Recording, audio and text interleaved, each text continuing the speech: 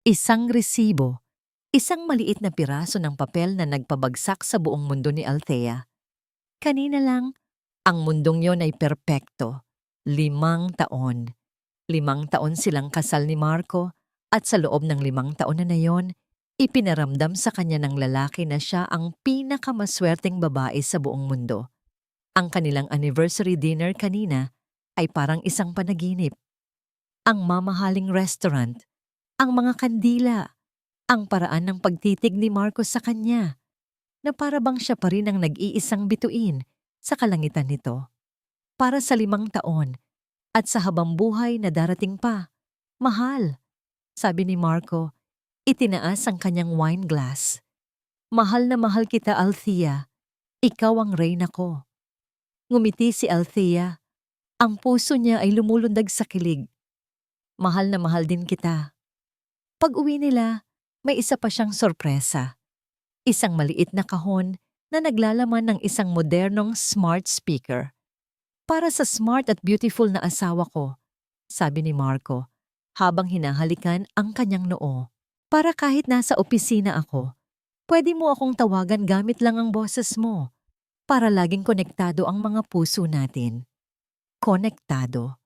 Ngayon, habang nakatayo si Althea sa gitna ng kanilang sala, ang salitang yon ay parang isang sampal. Ang hawak niyang resibo ay mas matalas pa sa kahit anong kutsilyo. Natagpuan niya ito nang hindi sinasadya. Isasampay niya sana ang coat ni Marco na basta na lang nitong iniwan sa sofa. Ganoon naman talaga si Marco, medyo burara. At si Althea naman, laging handang sumunod at magayos para sa kanya. Ngunit nang ilagay niya ang kamay sa bulsa para tingnan kung may naiwan itong kung ano, nakapa niya ang isang nakatuping papel. Binuksan niya ito, iniisip na baka resibo lang ng gasolina o parking. Pero hindi. Resibo yon mula sa isang kilalang jewelry store. Isang customized diamond necklace. Ang presyo ay sapat na para makabili ng isang maliit na sasakyan. At sa ibaba, sa espasyo para sa notes, may nakasulat na dedication. For my one and only Isabel. Isabel. Sino si Isabel? Napayuko si Althea at naramdaman niya ang unti-unting pag-init ng kanyang mga mata. Sinubukan niyang kumbinsihin ang sarili. Baka para sa kliyente, baka regalo para sa ina nito, o sa kapatid. Pero ang pangalan ng ina ni Marco ay Teresa. Ang kapatid naman nito ay si Clarice at ang mga salitang my one and only. Iyon ang tawag sa kanya ni Marco. Ang hangin sa kanyang baga ay tila naubos. Ang mga mamahaling muebles sa paligid niya, ang malaking TV, ang mga litrato nilang dalawa na masayang magkayakap, lahat ay parang nawalan ng kulay. Maging ang bagong smart speaker sa mesa ay tila isang malamig na bagay, isang tahimik na saksi sa kanyang nadiskubre. Nanginginig ang kanyang mga kamay. Binalik-balikan ng kanyang mga mata ang pangalang Isabel. Paulit-ulit, hanggang sa manlabo ang kanyang paningin dahil sa namumuong luha. 4 na taon. Bigla niyang naalala ang isang insidente 4 na taon na ang nakalipas. Isang gabi, ginising siya ng isang tawag sa cellphone ni Marco. Isang babae. Nang tanungin niya kung sino iyon, sinabi ni Marco na kasamahan lang sa opisina na may emergency. Naniwala siya. Palagi naman siyang naniniwala. Ang tiwala. Ang pundasyon ng kanilang pagsasama. Ngayon, ang pundasyong yon ay gumuho sa isang iglap. Narinig niya ang ugong ng sasakyan ni Marco sa labas. Nagpark ito sa garahe. Bumalik pala ito para kunin ang naiwan nitong laptop. Isang alon ng takot ang biglang bumalot sa kanya. Anong gagawin niya? Kokomprontahin ba niya ito? Itatanong kung sino si Isabel. Ngunit paano kung magsinungaling ito? Paano kung itanggi nito ang lahat at siya pa ang palabasing masama? Isang paranoid na asawa. Hindi. Hindi pa siya handa. Mabilis niyang itinupi ang resibo at isinilid sa bulsa ng kanyang pantalon. Pinunasan niya ang kanyang mga pisngi. Huminga ng malalim at sinubukang kontrolin ang panginginig ng kanyang mga labi. Kailangan niyang magpanggap. Kailangan niyang maging normal. Narinig niya ang pagpihit ng susi sa pinto. Bumukas ito. Pumasok si Marco na may ngiti sa labi. Ang parehong nangiti na nagpatunaw sa puso niya kanina lang sa restaurant. Mahal, naiwan ko pala ang laptop ko, sabi nito. Hindi napapansin ang pamumutla sa kanyang mukha. Okay ka lang? Bakit parang nakakita ka ng multo? Pinilit ni Althea ng ngumiti. Isang nangiting pakiramdam niya ay bibiyakin ang kanyang mukha. Okay lang ako, mahal. Halos pabulong niyang sabi. Nagulat lang ako sa'yo. Nakahinga lang ng maluwag si Althea nang marinig niyang muling umandar palayo ang sasakyan ni Marco. Nang mag-isa na siyang muli sa katahimikan ng kanilang bahay, doon na bumigay ang pader na kanina pa niya pilit itinatayo. Napahagulgol siya. Isang iyak na walang tunog. Isang iyak na nanggagaling sa pinakailaliman ng kanyang puso.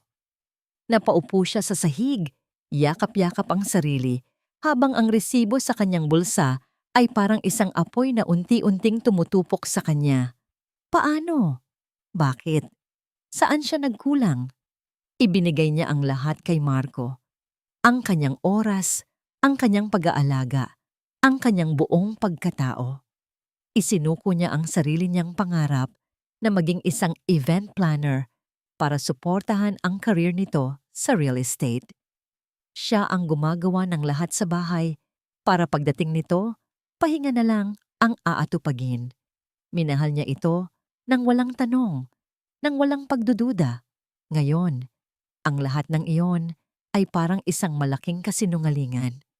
Hindi niya kayang manatili sa bahay na yon. Ang bawat sulok ay puno ng alaala ni Marco. Mga alaala na ngayon ay nababahiran na ng laso ng pagtataksil. Kinuha niya ang susi ng kanyang sasakyan at walang isip na nagmaneho. Hindi niya alam kung saan siya pupunta. Ang mga ilaw ng syudad ay nagmistulang mga makukulay na guhit sa basang bintana ng kanyang kotse, nabubura ng sarili niyang mga luha. Ang mga kalsada na dati pamilyar ay tila naging isang maze na walang katapusan. Ang bawat masayang magkasintahan na nakikita niya sa daan ay parang isang karayom na tumutusok sa kanyang dibdib. Sa huli, ang mga gulong ng kanyang sasakyan ay kusa siyang dinala sa iisang lugar kung saan alam niyang ligtas siya, ang bahay ng kanyang ina. Pagbukas pa lang ng pinto ni Elena, ang kanyang ina, alam na agad nito na may mali. Hindi na nito kailangan pang magtanong. Sa isang tingin pa lang sa namumugto niyang mga mata at sa panginginig ng kanyang mga balikat, niyakap na siya nito ng mahigpit. Sa yakap ng kanyang ina, muling bumuhos ang lahat ng luhang pinipigilan niya. Si Marco, Nay. Iyon lang ang paulit-ulit niyang nasabi sa gitna ng kanyang pag-iyak. Dinala siya ni Elena sa loob, pinaupo sa sofa at binigyan ng isang basong tubig. Hinintay siya nitong kumalma. Si Elena ay isang babaeng matatag, sanay sa mga hamon ng buhay. Ang kanyang muka ay may mga guhit na ng karanasan, ngunit ang kanyang mga mata ay laging puno ng karunungan. Nang medyo humupa na ang kanyang paghikbi, nanginginig na inilabas ni Althea ang resibo mula sa kanyang bulsa at iniabot ito sa ina. Tiningnan ni Elena ang papel, ang kaninang pag-aalala sa mukha nito ay napalitan ng isang malamig na galit. Ngunit hindi ito nagsalita. Binalik nito ang tingin sa kanya. Naghihintay. Hindi ko alam ang gagawin ko. Nay, sabi ni Althea. Ang boses ay basag. Gusto ko siyang sumbatan. Gusto kong isampal sa mukha niya ito. Gusto kong malaman kung sino si Isabel. Tumango si Elena. Ngunit umiling din kasabay nito. At ano ang gagawin niya kapag ginawa mo yan? Mahinahong tanong nito. Aamin siya? Magmamakaawa? O magsisinungaling siya? Matigas na sabi ni Elena. Itatanggi niya ang lahat. Sasabihin niyang para sa kliyente, yan. O baka pinabili lang, gagawan niya ng kwento. At dahil mahal mo siya, at dahil gusto mong maniwala, maniniwala ka. O kung hindi man, itatapon niya ang lahat ng ebidensya at magiging mas maingat na siya sa susunod. Anong mapapala mo? Wala. Ikaw pa ang lalabas na masama. Isang asawang selosa at walang tiwala. Ang mga salita ng kanyang ina ay tumago sa puso ni Althea. Alam niyang tama ito. "Makinig ka, anak," sabi ni Elena, hinawakan ang kanyang mga kamay. Ang boses nito ay mahinahon ngunit puno ng bigat. "Ang sakit na nararamdaman mo ngayon, nararamdaman ko rin. Pero hindi ito ang oras para sa puso. Ito ang oras para gamitin ang utak." Tumingin si Althea sa ina, naguguluhan. "Huwag kang iiyak sa harap niya." Pagpapatuloy ni Elena. "Mula bukas, ngingiti ka. Ipakita mong masaya ka, na wala kang alam, na ikaw pa rin ang asawa niyang nagtitiwala ng buo. Pero sa likod niya, maging matalino ka, magmasid, maghanap, mag-ipon." "Mag-ipon? Ang ano, Nay?" "Ang ebidensya," sabi ni Elena. Ang mga mata ay nag-aapoy sa determinasyon. Ang isang pirasong papel na ito, madali niyang maitatanggi. Pero paano kung dalawa na? 3? Isang litrato? Isang text message? Kapag kukumprontahin mo ang isang ahas, siguraduhin mong hawak mo ito sa leeg para hindi ka na niya matuklaw pabalik. Ang payo ng kanyang ina ay parang isang malamig na tubig na ibinuhos sa nag-aapoy niyang damdamin. Nakakatakot. Mahirap. Pero may punto. Ang pag-iyak at pagsigaw ay hindi magbabalik sa kung anong nawala. Pero ang pagiging matalino, baka iyon ang magbigay sa kanya ng hustisya. Umuwi si Althea ng gabing iyon na may bagong bigat sa kanyang dibdib. Hindi na lang ito bigat ng kalungkutan, kundi bigat ng isang desisyon. Naabutan niyang mahimbing nang natutulog si Marco. Ang mukha nito ay payapa, parang isang anghel. Ang parehong mukha na minahal niya ng sobra-sobra. Dahan-dahan siyang umupo sa gilid ng kama at hinaplos ang pisngi nito. Isang butil ng luha ang pumatak mula sa kanyang mata. "Pinatay mo ang tiwala ko, Marco," sabi niya sa kanyang isip. "At ngayon, kailangan kong mabuhay kasama ang multo mo habang hinahanap ko ang katotohanan." Humiga siya sa tabi nito, maingat na hindi ito magising. Nakatalikod siya, nakatitig sa dilim. Ang mga mata ay dilat na dilat. Ang bawat paghinga ni Marco ay parang isang insulto. Ang init ng katawan nito, na dating nagbibigay sa kanya ng kapanatagan, ay ngayon ay parang apoy na nakakapaso. Paano niya ito gagawin? Paano siya ngingiti bukas sa lalaking dumurog sa puso niya? Maya-maya pa, narinig niya ang mahinang pag-vibrate ng kanyang cellphone sa bedside table. Dahan-dahan niyang inabot ito, tinitiyak na hindi gagawa ng anumang ingay na makakagising kay Marco. Ang liwanag mula sa screen ay pansamantalang bumulag sa kanya.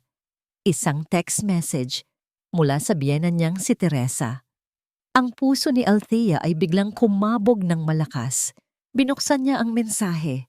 "Althea, Hija, I hope you and Marco are well. Pwede ba kayong mag-dinner dito sa bahay sa Sabado? May maganda akong balita para sa inyong dalawa." Magandang balita. Ang dalawang salitang iyon ay nagpadala ng panginginig sa buong katawan ni Althea. Anong magandang balita? Sa aniniw ng kanyang natuklasan, ang anumang magandang balita mula sa pamilya ni Marco ay parang isang banta. Isa na namang kasinungalingan na kailangan niyang tanggapin ng may ngiti. Hinigpitan niya ang hawak sa cellphone. Ang kanyang mga daliri ay namumuti. Ang simpleng imbitasyon ay parang isang pagsubok. Ang unang hakbang sa mapanganib na daan na pinili niyang tahakin. Kailangan niyang pumunta. Kailangan niyang harapin sila. Kailangan niyang magpanggap. Ang biyahe papunta sa bahay ng mga biyenan niya ay parang biyahe papunta sa sarili niyang bitayan. Nakaupo si Althea sa passenger seat.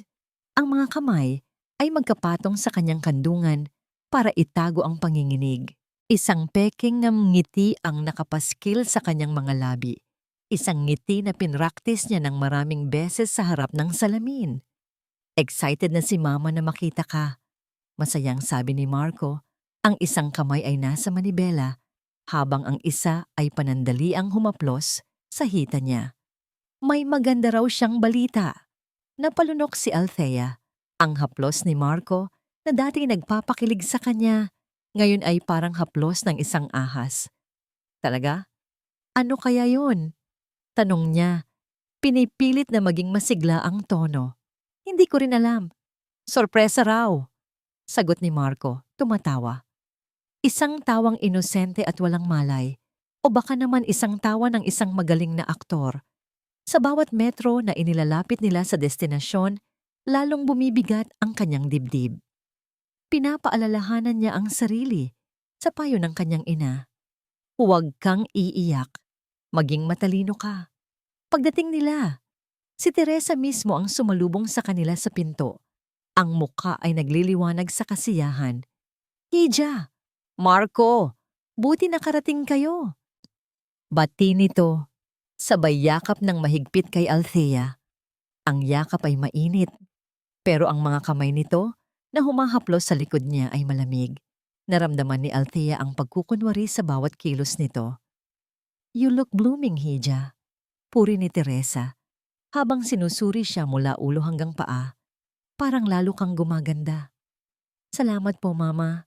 Sagot ni Althea, ang nangiti ay nananatiling nakapako. Sa loob, ang hapagkainan ay puno ng mga paborito niyang pagkain. Isang engrandeng paghahanda para sa isang simpleng hapunan. Lumabas mula sa kusina si Clarice, ang kapatid ni Marco. Dala ang isang pitzel ng juice. Ate Althea, na-miss ka namin.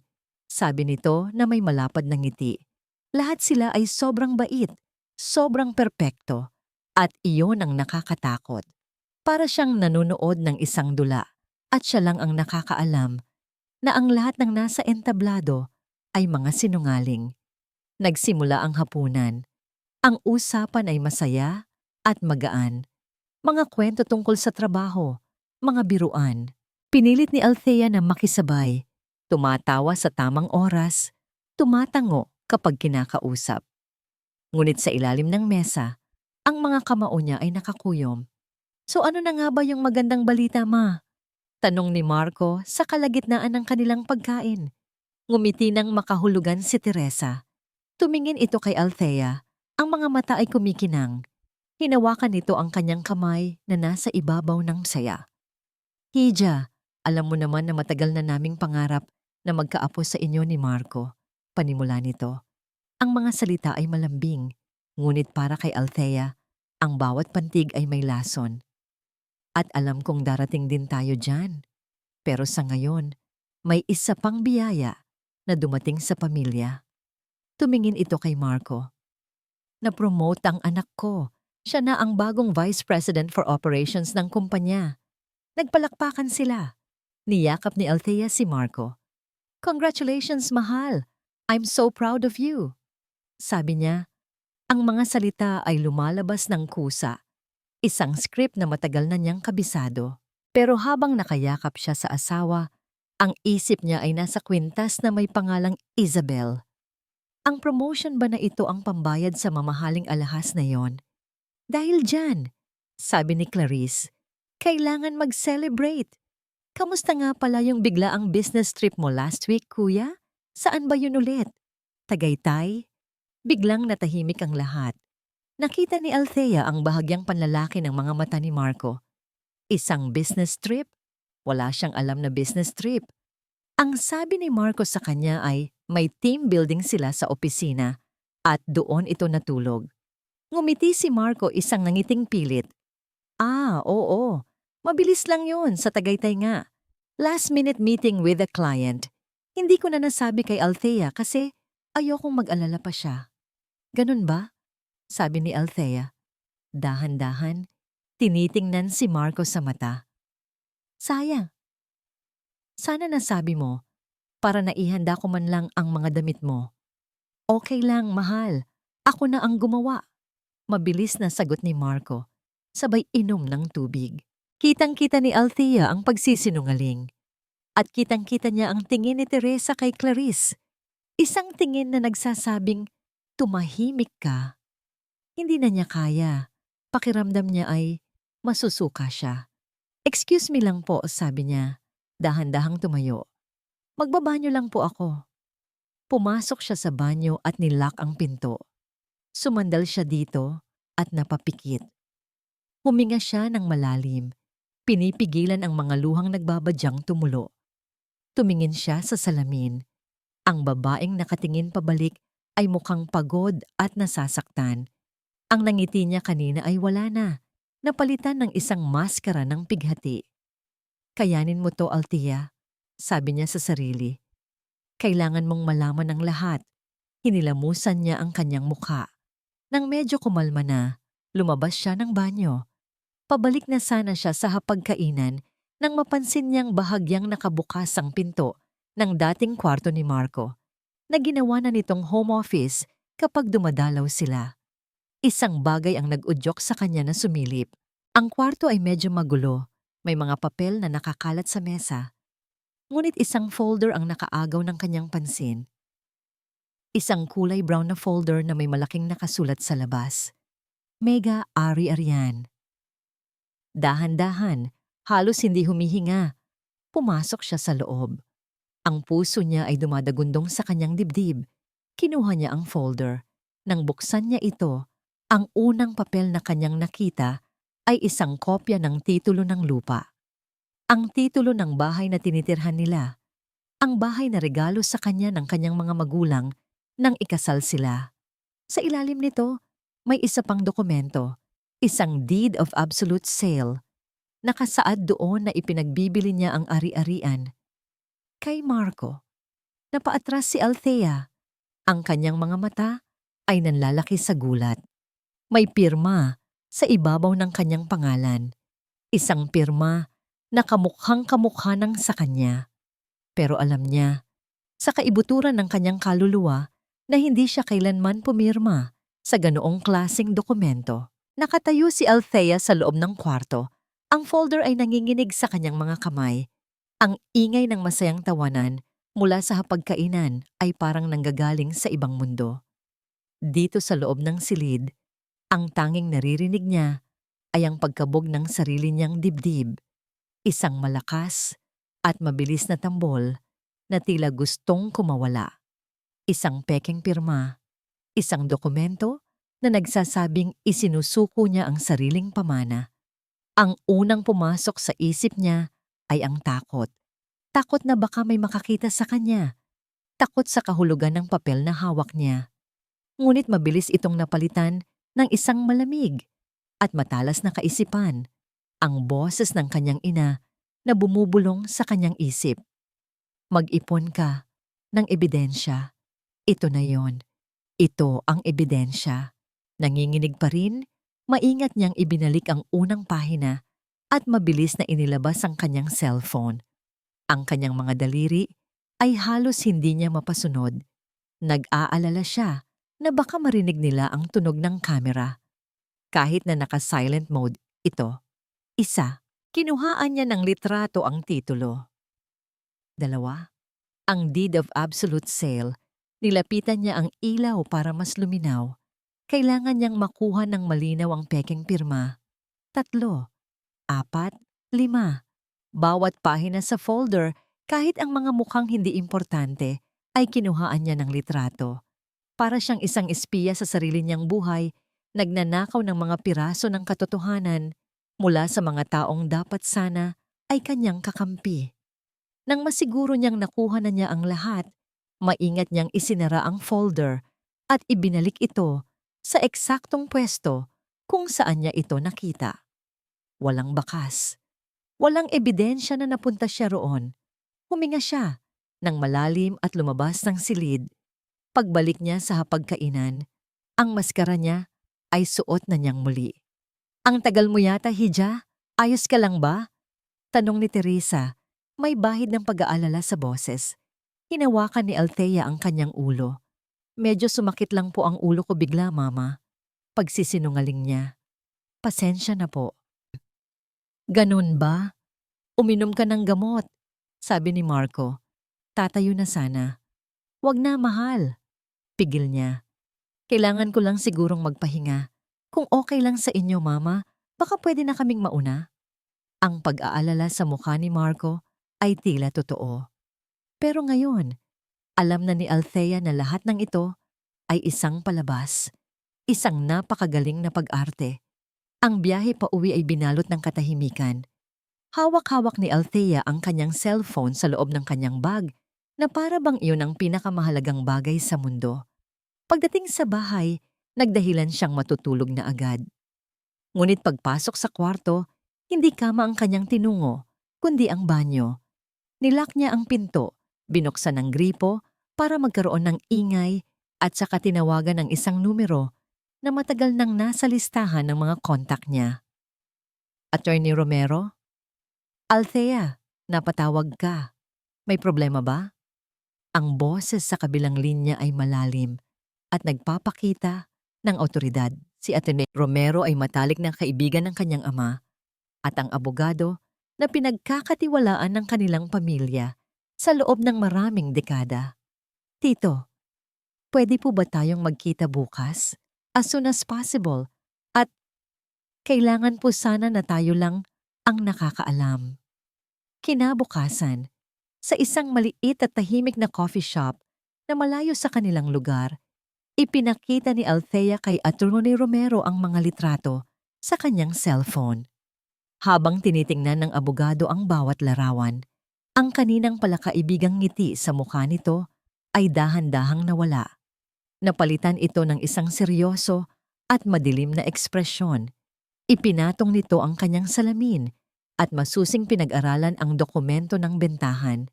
Ito ba ang pirma mo, Althea? Tanong nito, itinuturo ang nasa screen. Umiling si Althea, ang lalamunan niya ay tuyo. Hindi po. Sumandal si Atty. Romero sa kanyang upuan at bumuntong hininga. Gaya ng kinatatakutan ko. Ano po ang ibig niyong sabihin, Tito? This is a sophisticated plan, Althea. Paliwanag ng abogado. Ang boses ay seryoso.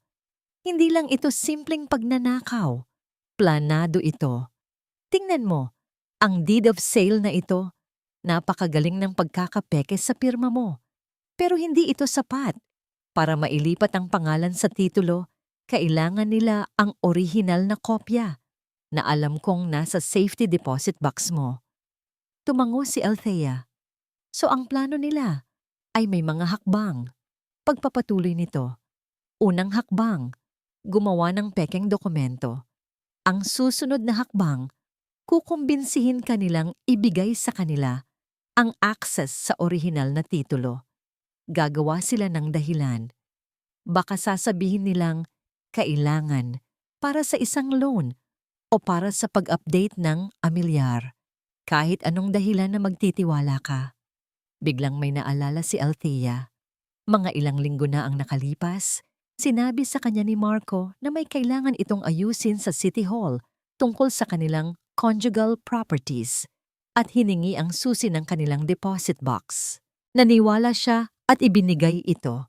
Nang sabihin niya ito kay Atty. Romero, napailing na lang ito sa pagkadismaya. Mas masahol pa sa inaakala ko, sabi ng abogado. Hindi lang bahay mo ang pinupuntirya nila. Ang kumpanya ng mga magulang mo, may shares ka roon, hindi ba? Si Marco ba ang tumutulong sa'yo sa mga papeles noon? Tumango si Althea. Ang puso niya ay parang pinipiga.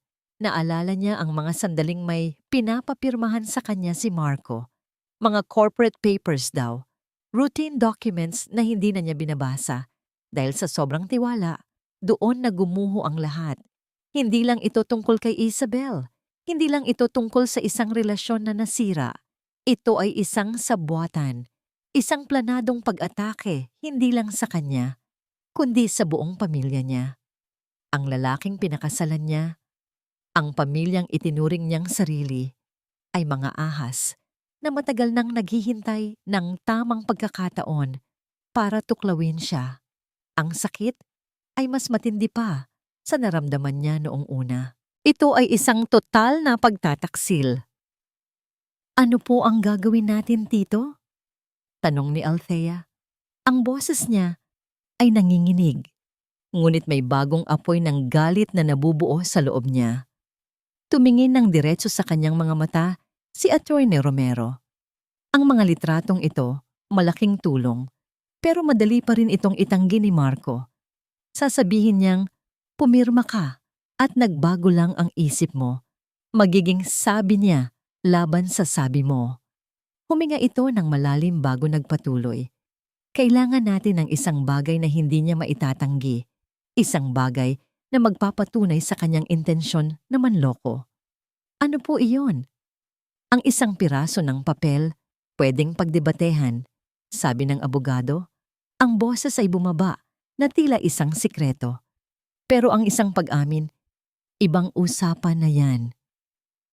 Itinukod nito ang mga siko sa mesa at lumapit ng bahagya kay Althea. Kailangan natin ang kanyang mga salita, Althea. Kailangan nating marinig mula mismo sa bibig niya ang pag-amin sa kanyang kasalanan. Kailangan natin ang kanyang mga salita, Althea. Ang mga salitang yon ni Atty. Romero ay umalingaw-ngaw sa isipan ni Althea sa mga sumunod na araw. Para iyong isang sirang plaka, paulit-ulit, walang tigil. Paano? Paano niya makukuha ang pag-amin ni Marco? Hindi niya ito pwedeng tanungin ng diretsyo. Isang maling galaw lang at lahat ng pinaghirapan niyang pagtitimpi ay mawawalang saysay. Araw-araw, gumanap siya bilang ang perpektong asawa. Naghahanda siya ng agahan na may ngiti, nag-aasikaso ng mga damit nito, at hinahatid ito ng halik sa pinto. Ngunit sa bawat pag-arte niya, isang piraso ng kanyang kaluluwa ang namamatay. Isang hapon, habang nag-aayos siya sa kanilang sala, ang kanyang mga mata ay napadako sa isang bagay na nasa ibabaw ng side table. Ang smart speaker. Ang regalo ni Marco noong kanilang anibersaryo. Ang simbolo raw ng kanilang koneksyon. Bigla, isang ideya ang pumasok sa kanyang isip. Isang ideya na parehong nakakatakot at nagbibigay pag-asa. Kinuha niya ang kanyang cellphone at nagsimulang mag-research tungkol sa brand at modelo ng speaker. Binasa niya ang bawat article, pinanood ang bawat tutorial, at doon niya natagpuan ang isang feature na nagpatigil sa kanyang paghinga. Isang drop-in function, isang feature na nagpapahintulot sa may-ari na gamitin ang speaker bilang isang intercom o bilang isang listening device mula saan man sa mundo, gamit lang ang isang app sa cellphone. Kinilabutan si Althea. Ang pag-espiya sa sarili niyang asawa, sa sarili niyang pamamahay, hindi niya kailanman inisip na darating siya sa puntong ito. Ngunit wala na siyang pagpipilian. Itinulak siya ni Marco sa sitwasyong ito. Kailangan lang niya ng tamang pagkakataon. At ang pagkakataon na yon ay dumating makalipas ang 2 araw. Miyerkules. Sinabi ni Marco na mag-work from home lang ito dahil may tinatapos na importanteng report. Sinabi naman ni Althea na kailangan niyang mag-grocery at mamili ng ilang gamit para sa bahay. Perpekto.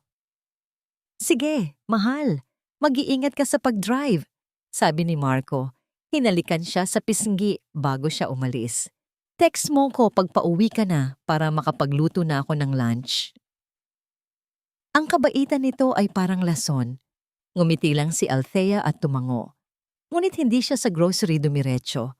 Pagkalabas niya sa kanilang village, ipinarada niya ang kanyang sasakyan sa isang lugar na hindi kapansin-pansin. Mga ilang kanto lang ang layo mula sa kanilang bahay. Dito, kitang-kita pa rin niya ang kanilang gate. Ngunit hindi siya makikita mula sa loob. Pinatay niya ang makina. Ang tanging maririnig ay ang malakas na pagkabog ng kanyang puso. Nanginginig ang mga kamay. Binuksan niya ang app ng smart speaker sa kanyang cellphone. Hinanap niya ang pangalan ng kanilang device, Marco and Althea's Home. Napangiwi siya sa pangalang yon. Isang malaking kabalintunaan. Pinindot niya ang drop-in button. Sa una, may kaunting static. Pagkatapos, naging malinaw ang tunog. Narinig niya ang mahinang tunog ng aircon, ang pag-click ng keyboard. Nasa sala si Marco, nagtatrabaho sa laptop nito. Naghintay si Althea. Bawat segundo ay parang isang oras. Nagsimula na siya ng pagpawisan sa loob ng kotse. Paano kung walang mangyari? Paano kung nasasayang lang ang oras niya? At bigla, narinig niya ang tunog ng pagdial sa telepono. Hindi sa landline, sa cellphone ni Marco. Naka-loudspeaker ito. Hello, mahal? Ang boses. Ang boses na yon, puno ng lambing. Ngunit hindi para sa kanya. Hello? Sagot ng isang babae sa kabilang linya. Nasaan ka? Bakit ang tagal mong sumagot? Sorry, mahal. Nasa bahay ako. Tinatapos lang tong report. Paliwanag ni Marco. Ang boses ay malambing pa rin. Umalis si Althea, nag-grocery. Napahigpit ang hawak ni Althea sa kanyang manibela. Eto na, si Isabel. Siguraduhin mo lang, sabi ng babae. Nga pala, kailan mo ibibigay yung perang pinangako mo? Kailangan na para sa binyag. Binyag? Next week, mahal, okay? Kapag napirmahan na ni Althea yung huling dokumento, konting-konting tiis na lang, sabi ni Marco. Pagkatapos noon, itong bahay na to, ang kumpanya, malapit nang maging sa atin, para sa kinabukasan natin, para sa kinabukasan ng anak natin. Anak? Isang salita. Ngunit winasak nito ang anumang natitirang pag-asa sa puso ni Althea. Hindi lang ito babae, may anak sila. Isang pamilya, isang buong pamilya na binuo sa likod niya. Hindi niya namalayan, tumutulo na pala ang kanyang mga luha. Ngunit ang kanyang kamay ay mabilis na pinindot ang screen record button sa kanyang cellphone. Kailangan niyang i-record ito. Narinig niya ang pag-uusap nila tungkol sa kanilang mga plano. Ang bagong bahay na ipinangako ni Marco, ang bagong buhay na kanilang sisimulan kapag nawala na sa eksena si Althea. Bawat salita ay isang punyal na paulit-ulit isinasaksak sa kanyang puso. Sige na, mahal. Baka bigla yung dumating. I love you, sabi ni Marco. I love you too, sagot ni Isabel. Nang matapos ang tawag, akmang ihihinto na ni Althea ang recording nang makarinig siya ng isa pang tunog, ang tunog ng kanilang doorbell. Sino yon? Nanatili siyang nakikinig. Narinig niya ang mga yabag ni Marco, ang pagbukas ng pinto. Ma, anong ginagawa mo dito? Tanong ni Marco, halatang nagulat. Kinakamusta lang kayo, sagot ng pamilyar na boses ni Teresa, ang kanyang biyenan. Nasaan si Althea? Umalis, ma, na malengke. Good, sabi ni Teresa. Mas mabuti para makapag-usap tayo ng maayos. Narinig ni Althea ang pagsara ng pinto. Ma, buti dumating ka, sabi ni Marco. Ang boses ay seryoso na ngayon. Kailangan nating pag-usapan ang final step para sa binyag. Nakatigil si Althea sa loob ng kanyang kotse. Ang init ng araw sa labas ay hindi niya ramdam. Sa loob niya, isang nakakayanig na lamig ang gumagapang, nagsisimula sa kanyang mga paa paakyat sa kanyang puso, hanggang sa manigas ang bawat himaymay ng kanyang kalamnan.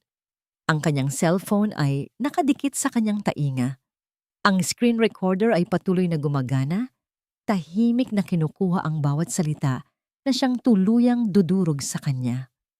Anong plano mo sa binyag? Narinig niyang tanong ni Teresa. Ang boses nito na dati nagbibigay sa kanya ng aliw, ngayon ay tunog ng isang hukom na naglalabas ng sentensya. Nakausap ko na si Isabel, sagot ni Marco. Magpapa-cater na lang kami sa isang restaurant, isang simpleng salo-salo para sa pamilya at malalapit na kaibigan. Dapat lang, sabi ni Teresa. At sa salo-salong yan, kailangan mong tapusin ang lahat. Narinig ni Althea ang paghila ng upuan. Malamang ay umupo sila sa kanilang dining table, ang mesa kung saan sila madalas maghapunan bilang isang masayang pamilya. Ano ang ibig mong sabihin, ma? Ang huling pirma, mariing sabi ni Teresa. Ang papeles para sa transfer ng shares niya sa kumpanya. Iyon na lang ang kulang, hindi ba? Isang sandaling katahimikan. Oo, ma. Pero paano ko gagawin yon? Baka magduda na siya. Isang tawang mapakla ang narinig ni Althea mula sa kanyang biyanan. Marco, anak, minsan talaga ay napakabagal mong mag-isip. Huwag mong gagawin yan sa opisina. Huwag mong gagawin yan na parang isang seryosong bagay. Gawin mo yan sa isang lugar kung saan masaya siya at hindi siya nag-iisip. Sa binyag? Tanong ni Marco. May pag-aalinlangan sa boses. Eksakto, sagot ni Teresa. Ang tono ay puno ng tagumpay. Isama mo siya sa party. Sabihin mo na binyag ng anak ng kliyente mo. Isang importanteng kliyente. Kailangan niyang sumama para magpakitang gilas. Sa gitna ng kasiyahan, sa gitna ng kwentuhan, ilabas mo ang folder. Sabihin mong, mahal, pasensya na. Kailangan lang pirmahan tong isang maliit na bagay para sa kumpanya. Pinapamadali ni Attorney Romero. Isang bagay na parang walang kwenta. At dahil masaya siya at nagtitiwala sa'yo, pipirmahan niya yan nang hindi nag-iisip. Napapikit si Althea. Ang plano. Ang tusong plano. Bawat detalye ay pinag-isipan. Ang paggamit sa tiwala niya bilang sandata laban sa kanya. Matalino ka, ma, sabi ni Marco, puno ng paghanga. At doon, binitiwan ni Teresa ang mga salitang tuluyang pumatay sa kung anumang natitirang pagmamahal ni Althea para sa pamilyang yon. Siguraduhin mong mapapirma mo siya, malamig na sabi ni Teresa. Pagkatapos ng binyag ng apo ko, wala na siyang silbi sa pamilyang ito. Wala nang silbi. Parang isang bomba na sumabog sa loob ng kanyang tainga ang mga salitang iyon. Ang lahat ng taon na ipinagsilbi niya sa kanila, ang pag-aalaga, ang pagmamahal, lahat ay walang halaga. Isa lang siyang kasangkapan, isang tulay na kailangan nilang tawirin para makuha ang gusto nila. At ngayong malapit na sila sa kabilang dulo, handa na siyang itapon na parang basura. Narinig niya silang tumawa. Isang masaya, kampanteng tawa ng dalawang taong sigurado sa kanilang tagumpay. Ang tawa ng dalawang traidor. Nahulog ang cellphone mula sa kanyang kamay. Bumagsak ito sa passenger seat. Hindi niya na kailangang marinig ang iba pa. Tapos na.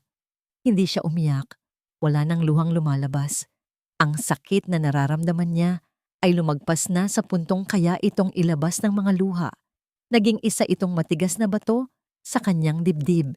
Isang malamig at mabigat na bato ng katotohanan. Umupo siya roon, sa loob ng kanyang mainit na kotse, nakatingin sa kawalan. Ang mundo sa labas ay patuloy sa pag-ikot, ngunit ang mundo niya ay huminto.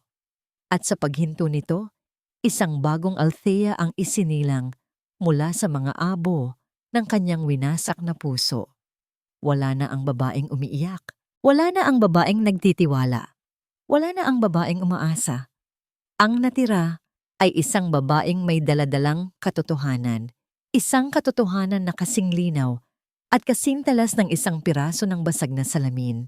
Dahan-dahan, pinulot niya ang kanyang cellphone.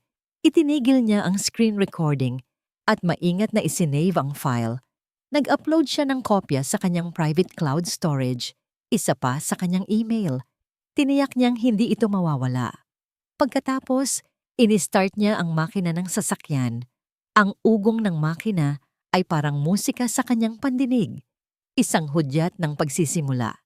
Hindi na siya nag-alinlangan. Ang kanyang mga kamay ay steady sa manibela habang inililiko niya ang kotse pabalik sa kanilang village. Wala nang luha, wala nang panginginig. Ang babaeng umalis sa bahay kanina ay patay na. Ang babaeng babalik ngayon ay iba na. Habang nagmamaneho, ang mga salita ni Teresa ay umuulit sa kanyang isip. Wala na siyang silbi sa pamilyang ito. Ang sakit ay nandoon pa rin, isang matulis na kirot sa kanyang puso. Ngunit sa ibabaw ng sakit na yon, may bagong tumutubo, isang bagay na mas matibay, mas malamig, galit. Isang dalisay at nagliliyab na galit. Hindi na niya tinitingnan si Marco bilang asawang nagtaksil. Hindi na niya tinitingnan si Teresa bilang isang mapagmahal na biyenan. Nakikita na niya sila sa kung ano talaga sila, mga kriminal. Mga magnanakaw na hindi lang pera at ari-arian ang gustong kunin, kundi pati ang kanyang dignidad at kinabukasan. Nang makarating siya sa gate ng kanilang bahay, huminto siya sandali. Tiningnan niya ang bahay na minsan niyang tinawag na tahanan. Ang mga bintana, ang hardin, ang pintuan kung saan siya laging naghihintay kay Marco. Hindi na ito ang tahanan na pinangarap niya. Isa na itong entablado. Ang entablado para sa huling akto ng kanilang dula. Nakita niya ang sarili sa rearview mirror. Ang mga mata ng babae roon ay hindi na pamilyar. Wala na ang lambot. Wala na ang pag-ibig. Ang naroon ay isang matigas at determinadong kislap, isang apoy na isinilang mula sa pagkasunog ng kanyang puso. Ang sabi nila, ang paghihiganti ay isang pagkaing masarap ihain kapag malamig. Ngunit para kay Althea, hindi ito paghihiganti. Ito ay hustisya. Binyag, ha? Bulong niya sa sarili. Isang mapait na ngiti ang sumilay sa kanyang mga labi. Sige, bibigyan ko kayo ng isang binyag na hinding-hindi ninyo malilimutan. Ipinasok niya ang kotse sa garahe, handa nang harapin ang kanyang mga kaaway na nakatira sa iisang bubong. Ang opisina ni Atty. Romero ay naging kanilang war room.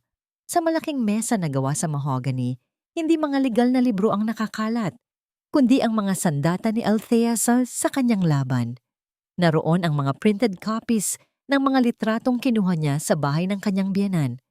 Naroon ang isang laptop na nagpe-play ng audio file, ang boses ni Marco at Teresa, malinaw at hindi maikakaila.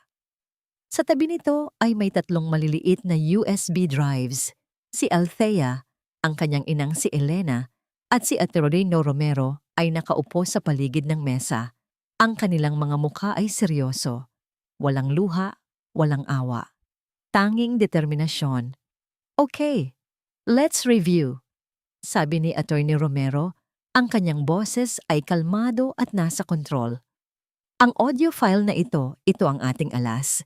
Ito ang magpapatunay ng kanilang intensyon na manloko, which is conspiracy to commit fraud.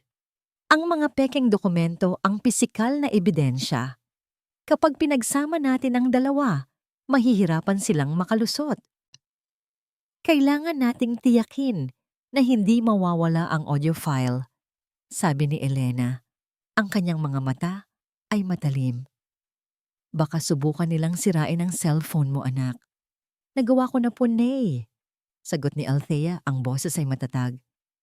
Nakasave na ito sa cloud, sa email ko at sa 3 USB na yan. Ang isa ay para sa iyo, Tito. Ang isa ay para sa akin. At ang isa, para sa emergency. Tumango si Atty. Romero, may paghanga sa kanyang mga mata. Good. Smart move. Ngayon, para sa araw ng binyag, nag-file na ako ng list pendants sa Register of Deeds. Ibig sabihin, may anunsyo na sa titulo ng ari-arian ninyo na ito ay under legal dispute. Hindi na nila ito maibebenta o maisasangla ng hindi dumadaan sa korte. Paano po ang pulis? Tanong ni Althea. Nakausap ko na ang isang kaibigan sa presinto. Sabi ng abogado, hindi sila pwedeng mangaresto ng walang warrant, pero pwede silang magresponde sa isang public disturbance. Kapag nagsimula na ang gulo sa party, tatawag ako. Ang presensya nila ay sapat na para hindi sila makatakas at para isilbi ang mga supwena na ihahanda ko. Ang lahat ay planado. Bawat anggulo ay pinag-aralan. Ang natitira na lang ay ang pinakamahirap na bahagi. Ang pag-arte ni Althea. Pag-uwi niya ng bahay ng gabing iyon, naabutan niya si Marco na nanonood ng TV. Ngumiti ito nang makita siya. Mahal, kanina pa kita hinihintay, sabi nito. Tumayo para salubungin siya ng yakap. Hindi umiwas si Althea. Hinayaan niya itong yakapin siya habang ang kanyang puso ay nananatiling kasing lamig ng yelo. Pasensya na, Galing ako kay mama. Nagpasama lang mag-shopping. Isa na namang kasinungalingan, ngunit lumabas ito sa kanyang bibig ng napakadali. Sanay na siya. Okay lang, sabi ni Marco. Nga pala, may pupuntahan tayo sa darating na Sabado. Binyag ng anak ng isang malaking kliyente ko, si Mr. Tan. Kailangan nating pumunta. Malaking bagay ito para sa promotion ko. Ito na. Ang paon ay inihagis na. Tumingin si Althea sa kanya. Ang kanyang mga mata ay pilit niyang pinaningning sa tuwa. Talaga mahal? Siyempre naman. Pupunta tayo. Ano ba ang magandang iregalo? At ano ang dapat kong isuot? Kailangan kong maging maganda para sa'yo. Ang reaksyon ni Althea ay eksakto sa inaasahan ni Marco. Isang masunurin at suportadong asawa. Nakita niya ang ginhawa sa mukha nito. Wala itong ideya. Wala itong kaalam-alam na ang tupa na inaakay niya sa katayan ay matagal nang naging isang lobo.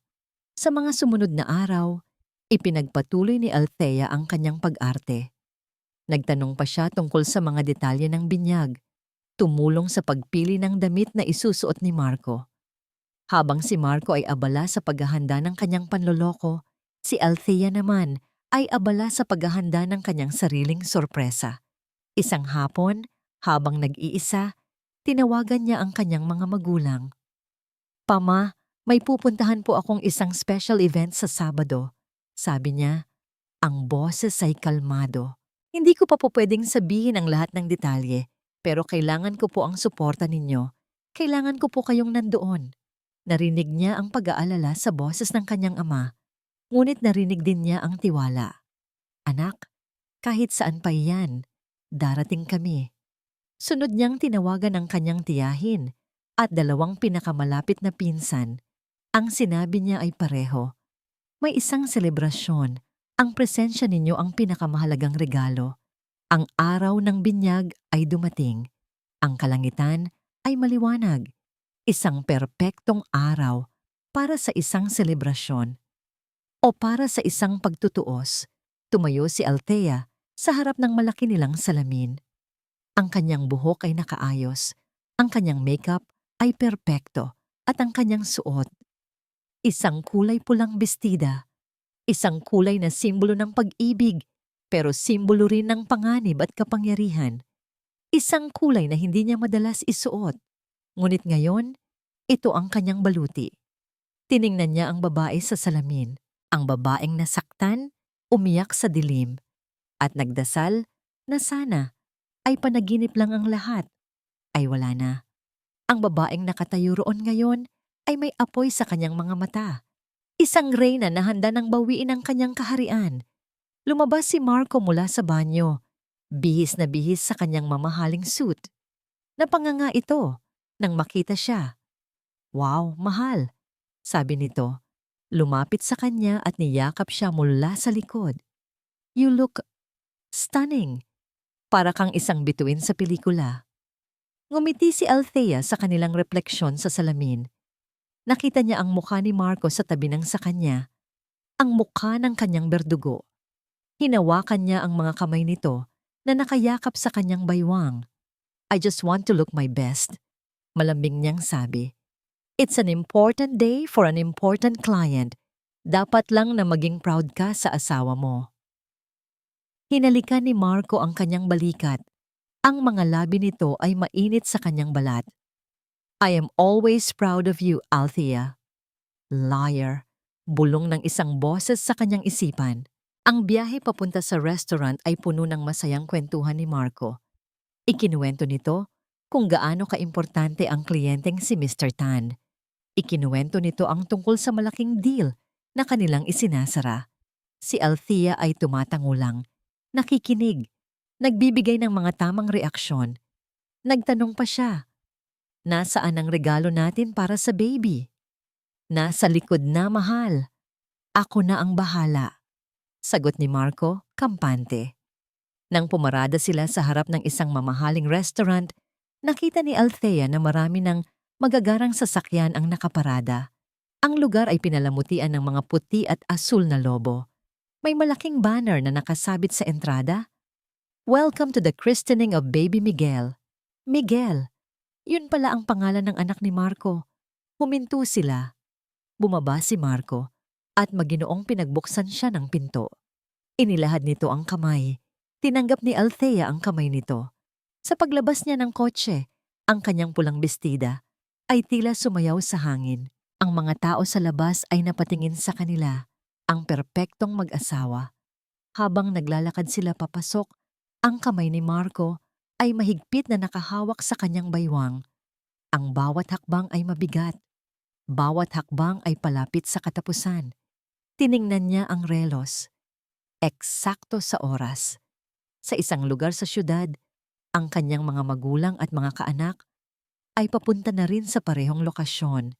Sa isa pang lugar, si Attorney Romero ay naghihintay lang ng kanyang hudyat. Tumingin si Althea sa paligid. Ang mga bisita ay masaya. May mga batang nagtatakbuhan. May malamyos na musikang tumutugtog. Isang perpektong larawan ng isang masayang okasyon. Isang perpektong entablado para sa isang perpektong bagyo. Ready, mahal? Tanong ni Marco. Ngumingiti. Tumingin si Althea sa kanya. Ang mga mata ay kumikinang sa ilalim ng mga ilaw ng restaurant. Ngumiti siya pabalik. Isang ngiti na kasing tamis ng pulot ngunit may nakatagong lason. It's showtime, bulong niya sa sarili. Ang loob ng restaurant ay nagmistulang isang perpektong pelikula. Ang mga ilaw ay maltopliwanag. Ang mga bisita ay nakangiti. At ang hangin ay puno ng tunog ng masayang tawanan. Ngunit para kay Althea, ang lahat ng ito ay isang malaking kasinungalingan. Bawat ngiti ay may lason. Bawat halakhak ay isang insulto.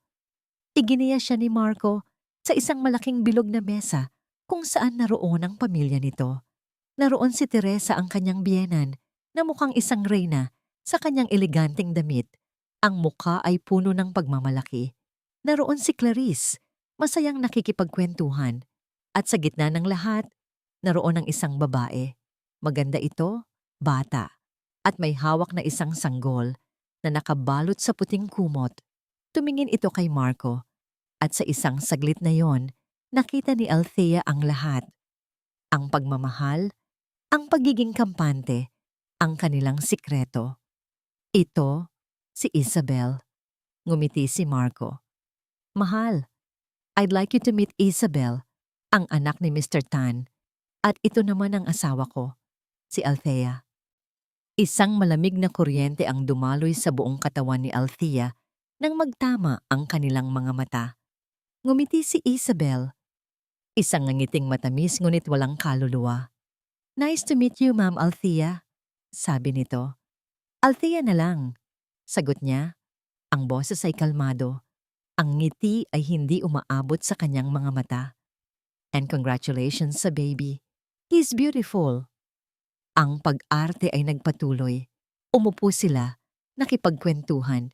Nagkunwari si Althea na interesado sa mga biro ni Marco, sa mga papuri ni Teresa. Tinitiis niya ang bawat segundo, naghihintay sa tamang tiyempo.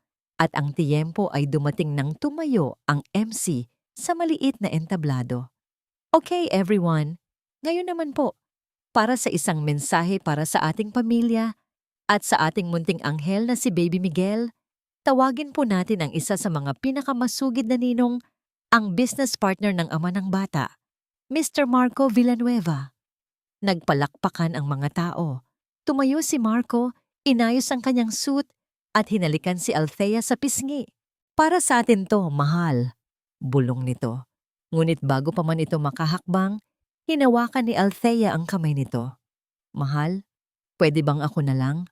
Malambing niyang tanong. Gusto kong magbigay ng mensahe. Bilang asawa mo, ang tagumpay ng kliyente mo ay tagumpay mo rin, di ba? Tagumpay din natin. Nagulat si Marco, ngunit napalitan ito ng pagmamalaki. Ito ang perpektong asawa, suportado, presentable. Siyempre, mahal. Ikaw pa ba? The stage is yours. Dahan-dahang tumayo si Althea. Ang bawat mata sa restaurant ay napako sa kanya, sa kanyang pulang bestida na tila isang apoy sa gitna ng malalamig na kulay ng party. Ramdam niya ang tibok ng kanyang puso sa kanyang lalamunan, ngunit ang kanyang mga hakbang ay matatag. Pag-akyat niya sa entablado, kinuha niya ang mikropono. Ngumiti siya sa mga bisita. Magandang hapon po sa inyong lahat.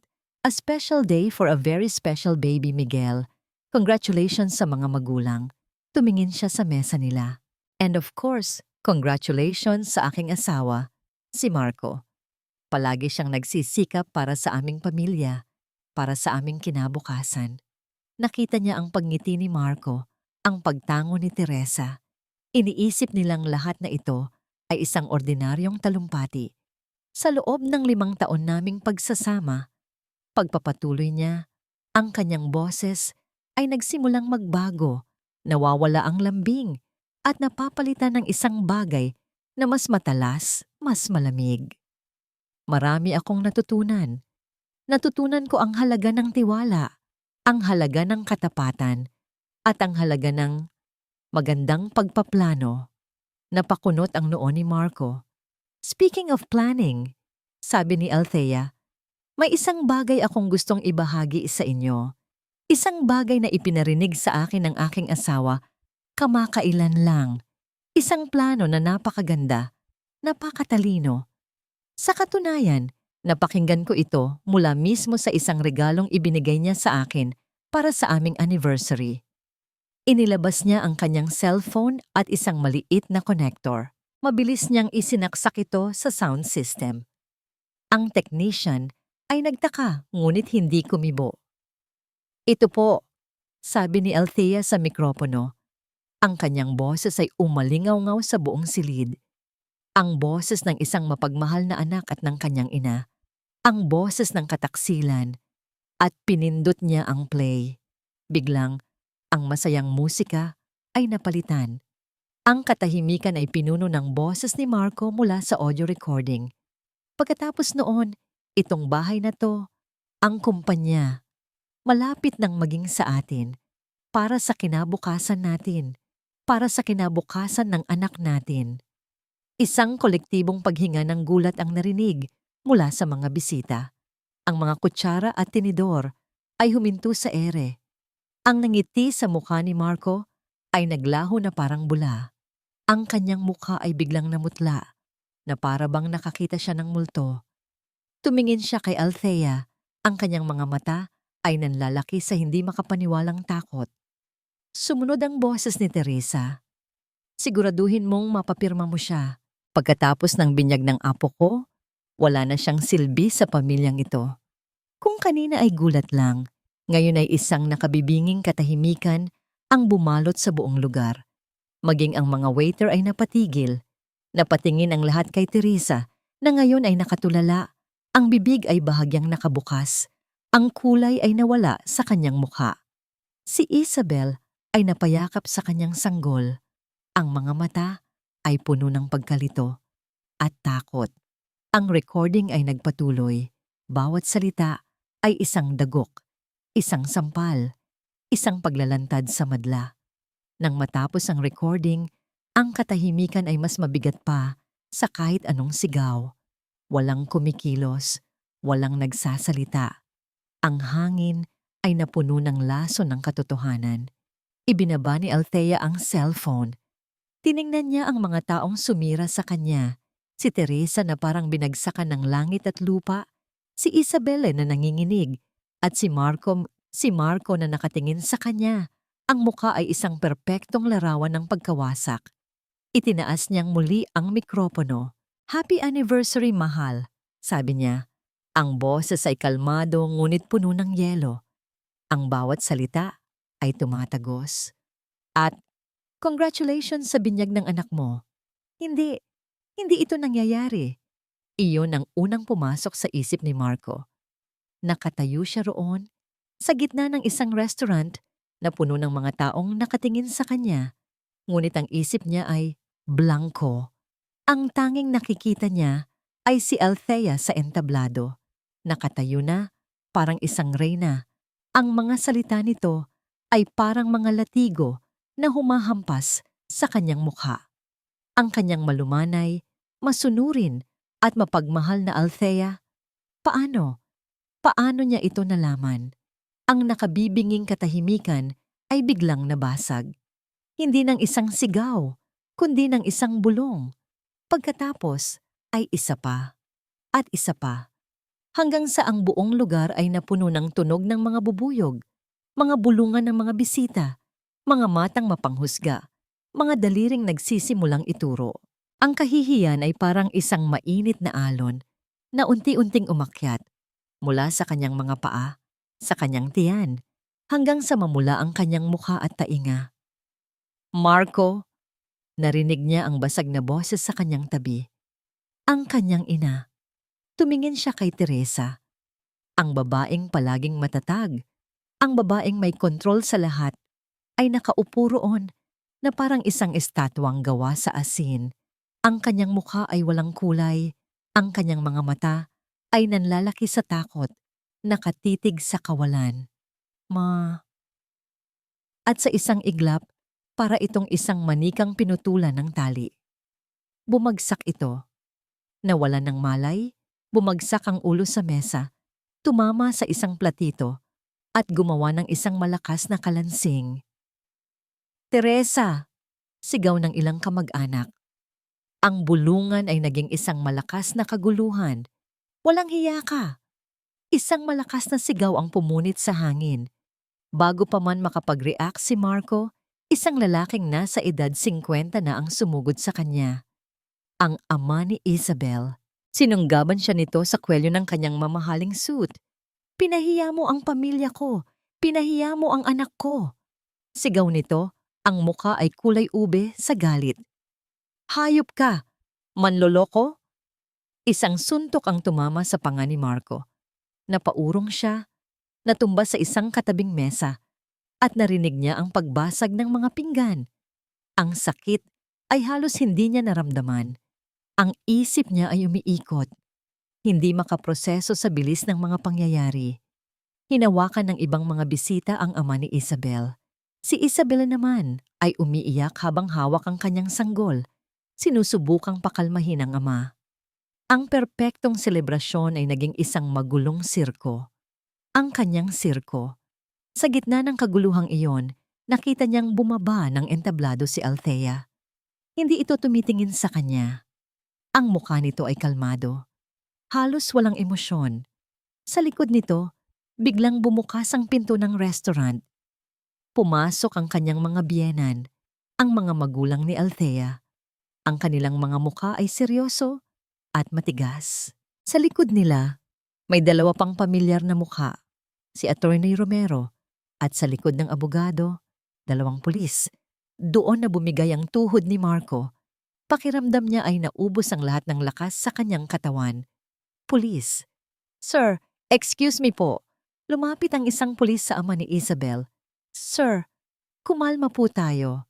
Kung may reklamo po kayo, sa presinto na lang po natin pag-usapan.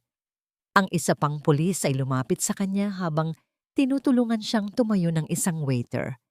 Sir, kayo po ba si Mr. Marco Villanueva? Magalang na tanong ng pulis. Hindi siya makasagot. Tumangulang siya. Sir, pinapakiusapan po namin kayong manatiling kalmado at iwasan na po ang gulo, sabi ng pulis. Ngunit hindi sa pulis nakatingin si Marco. Ang kanyang mga mata ay na kay Attorney Romero, na ngayon ay dahan-dahang lumalapit sa kanya, may hawak na mga dokumento. Marco, sabi ng abogado, ang boses ay professional at walang bahid ng anumang emosyon. I am serving you this court summons for charges of falsification of public documents and conspiracy to commit fraud. Iniabot nito ang isang sobre. Nanginginig na tinanggap ito ni Marco. Korte, fraud. Ang mga salita ay parang mga martilyo na pumupukpok sa kanyang ulo. And this, sabi ni Attorney Romero, iniabot ang isa pang dokumento, is a copy of the TRO, a temporary restraining order. You are hereby ordered to stay at least 500 meters away from my client, Mrs. Althea Villanueva, and you are barred from entering your conjugal home. Ang kanyang bahay, ang kanyang buhay, ang lahat ay kinukuha mula sa kanya sa isang iglap.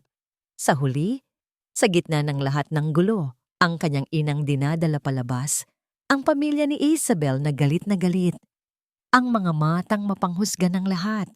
Ang kanyang mga mata ay muling hinanap si Althea. Nakatayo ito sa tabi ng kanyang mga magulang, ligtas sa kanilang yakap. Tumingin ito sa kanya. Naghahanap si Marco ng galit sa mga mata nito, ng puot. Ang kahit anong damdamin na magpapakitang may natitira pa. Ngunit wala. Ang nakita niya ay isang bagay na mas masakit pa sa galit. Awa. Tiningnan siya ni Althea na para bang isa siyang bagay na nakakaawa. Isang bagay na sira at hindi na maaayos. Pagkatapos, tumalikod ito. Kasama ang kanyang mga magulang, naglakad ito papalayo. Hindi na ito lumingon pa. Iniwan siya ni Althea doon, nakatayo sa gitna ng mga guho ng isang buhay na siya mismo ang sumira. Lumipas ang 6 na buwan. Ang ingay ng kaguluhan sa restaurant ay napalitan ng tahimik at organisadong tunog ng isang abalang opisina. Nakaupo si Althea sa dulo ng isang mahabang conference table.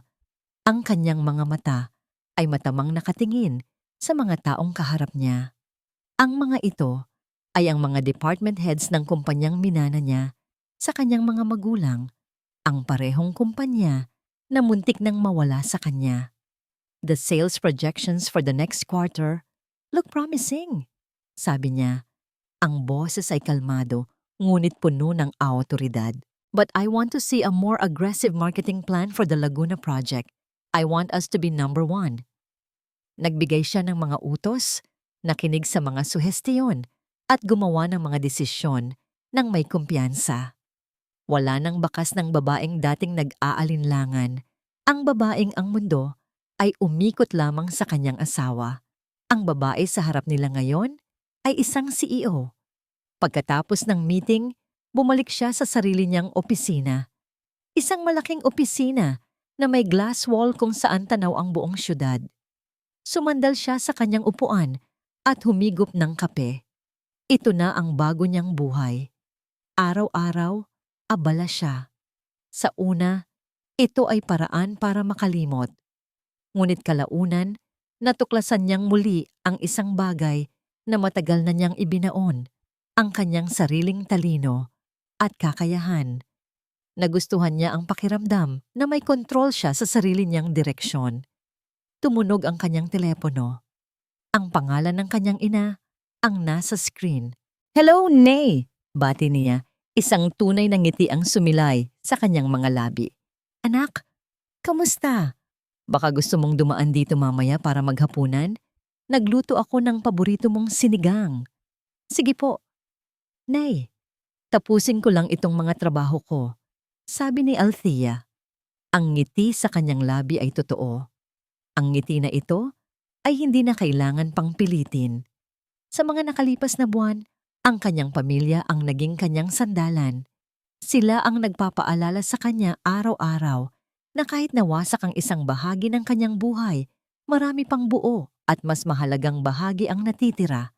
Bago niya ibaba ang tawag, narinig niya ang pag-alinlangan sa boses ng ina. "Anak, tumawag pala si Attorney Romero kanina." Natahimik si Althea. "Ano pong sabi?" "Tapos na ang kaso," sabi ni Elena. "Guilty." Nahatulan si Marco ng pagkabilanggo para sa falsification. Ang nanay niya, dahil sa edad at kalusugan, ay probation na lang, pero may malaking multa. Nawala sa kanila ang lahat. Ang bahay nila ay na-foreclose na ng bangko. Huminga ng malalim si Althea. Ang balita ay parang isang malaking bato na tinanggal sa kanyang dibdib. Ngunit taliwas sa inaasahan ng iba, wala siyang naramdamang tuwa. Walang kasiyahan sa paghihiganti. Ang naramdaman niya ay isang tahimik na pakiramdam na ang lahat ay nailagay na sa tama nitong lugar. Isang pakiramdam ng pagsasara ng isang kabanata. Hustisya, yun lang. "Salamat sa balita. Nay, see you later." Nang gabing iyon, Pagkatapos ng masarap na hapunan kasama ang kanyang mga magulang, umuwi si Althea sa kanyang bahay, ang bahay na napanalunan niya pabalik. Nilinis niya ito mula sa mga alaala ni Marco. Pinalitan niya ang mga muebles, nagpinta ng bagong kulay sa mga dingding, at pinalitan ang mga litrato ng mga larawan niya kasama ang kanyang pamilya at mga kaibigan. Dala ang isang tasa ng tsa, lumabas siya sa balkonahe.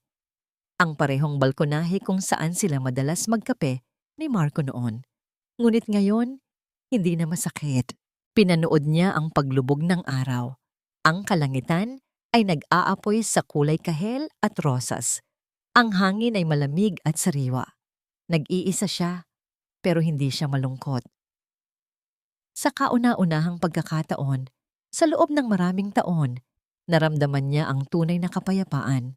Ang pagiging buo ng hindi nangangailangan ng iba. Ang pagiging masaya sa sarili niyang kumpanya. Malaya. Biglang nag-vibrate ang kanyang cellphone na nasa maliit na mesa sa tabi niya. Isang pangalan na matagal na niyang hindi nakikita ang lumabas. Si Sarah, ang kanyang best friend noong college. Sinagot niya ito. Althea. Oh my God, is this really you? Masayang bati sa kabilang linya. Nabalitaan ko ang lahat. I'm so sorry for what you went through, but I'm so proud of you. Kailan tayo pwedeng magkita? Coffee? Bukas? Nag-alinlangan si Althea ng isang segundo. Ang parte sa kanya ay nasanay na sa pag-iisa. Ngunit ang bagong Althea, ang babaeng nakatayo ngayon, sa ilalim ng papalubog na araw, ay alam na ang buhay ay para sa pagpapatuloy. Isang maliit na ngiti ang muling sumilay sa kanyang mga labi, isang nangiting puno ng pag-asa. Oo naman, sagot niya. Bukas, coffee sounds perfect. At dito nagtatapos ang makulay at mapaghamong kwento ni Althea. Mga minamahal kong tagapakinig, mga kasama sa bawat pighati at tagumpay, maraming salamat. Mula sa kaibuturan ng aking puso, nagpapasalamat ako sa inyong walang sawang pagsubaybay sa paglalakbay na ito. Ang pagsulat sa kwento ni Althea ay hindi naging madali. Kasama ninyo, naramdaman ko ang kanyang sakit, ang kanyang pagkadurog, at higit sa lahat, ang kanyang pagbangon. Nagsimula siya bilang isang babaeng biktima ng pag-ibig, ngunit sa huli, natagpuan niya ang kanyang sarili hindi sa paghihiganti, kundi sa pagkamit ng hustisya at sa pagtuklas muli sa kanyang tunay na halaga. Nais naming iparating na ang bawat pagbagsak ay hindi katapusan, kundi isang pagkakataon para bumangon ng mas matatag. Na ang tunay na lakas ay hindi nakikita sa pagtitiis sa isang bagay na sumasakit sa atin, kundi sa pagkakaroon ng tapang na piliin ang sarili at magsimulang muli. Ang pag-ibig ay hindi dapat maging isang kulungan, kundi isang hardin kung saan tayo'y malayang namumukadkad. Ngayon, nais naming marinig ang inyong boses. Ano ang pinakapumatak na aral sa inyo mula sa kwento ni Althea? Aling bahagi ang pinakanagpaiyak o nagbigay inspirasyon sa inyo? Inaanyayahan namin kayong ibahagi ang inyong mga saloobin sa comment section sa ibaba. Ang inyong mga kwento at pananaw ang nagbibigay buhay sa aming mga isinusulat. Hanggang sa ating susunod na kwento, lagi ninyong tatandaan na kayo ay mahalaga at karapat-dapat sa isang pag-ibig na tapat at totoo. Muli, maraming salamat sa inyong pakikinig.